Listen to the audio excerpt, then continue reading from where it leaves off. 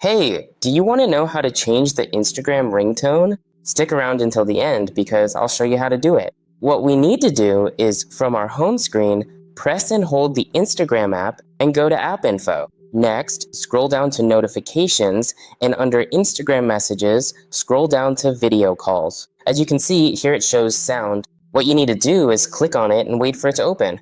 After that, you can choose a pre-installed ringtone. Just tap Apply. It's that easy. And that's it. See you in the next video.